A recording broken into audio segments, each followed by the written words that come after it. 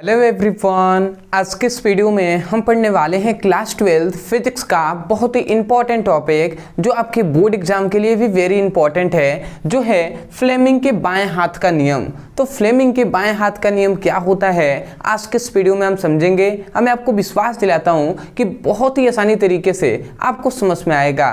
तो चलिए हम स्टार्ट करते हैं। तो यहाँ पे हमने लिख दिया है फ्लेमिंग के बाएं हाथ का नियम। ये क्लास 12 के लिए तो इंपॉर्टेंट है ही, प्लस क्लास 10th के लिए भी इंपॉर्टेंट है। तो देखिए ये कैसे याद होगा। हमने ये नियम यहाँ पे लिख दिया है, बट आपको नियम रटना नहीं है, यहाँ से याद करना है। मैं एक फिगर बना दे रहा हूँ, ध्यान से समझेंगे।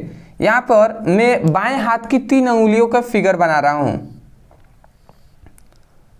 सपोज आपको ऐसा मान लेना है कि ये बाएं हाथ की 3 अंगुलियाँ हैं, ठीक है।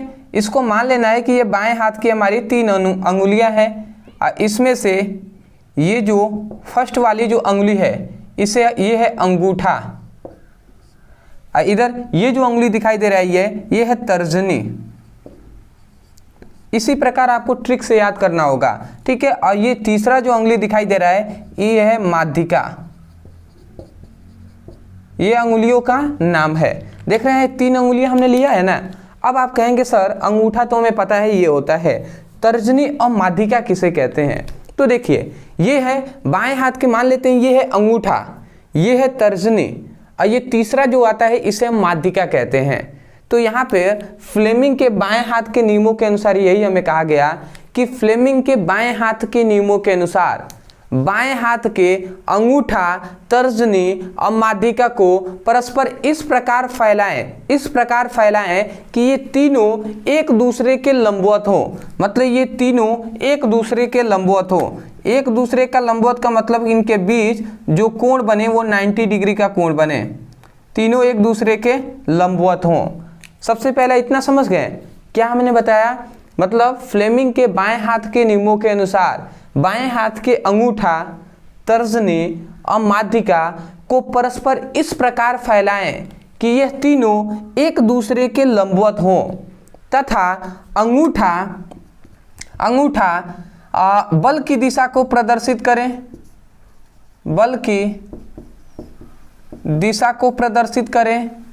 दूसरा जो तर्जनी है वो चुंबकीय क्षेत्र की दिशा को प्रदर्शित करें, चुंबकीय क्षेत्र की दिशा को प्रदर्शित करें। और माध्यिका धारा की दिशा को प्रदर्शित करें, धारा की दिशा को प्रदर्शित करें। यही है आपका नियम।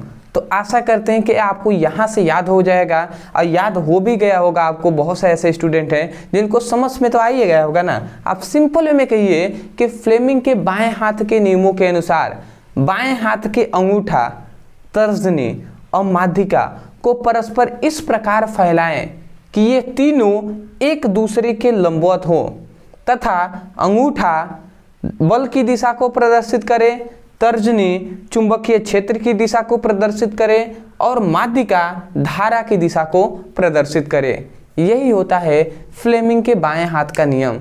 और देखिए यहाँ पर भी हमने लिख दिया है, यही बात हमने लिखा है। हमने लिखा है इस नियमों के अनुसार, आप इस नियम के अनुसार भी कह सकते हैं। तो इस नियम के अनुसार बाएं हाथ की अंगूठा, तर्जनी और माध्यिका को परस्पर इस प्रकार फैलाएं कि तीनों एक दूसरे के लंबवत हों तथा अंगूठा बल की दिशा को प्रदर्शित करें, तर्जनी चुंबकीय क्षेत्र की दिशा को प्रदर्शित करें और माध्यिका धारा की दिशा को प्रदर्शित करें।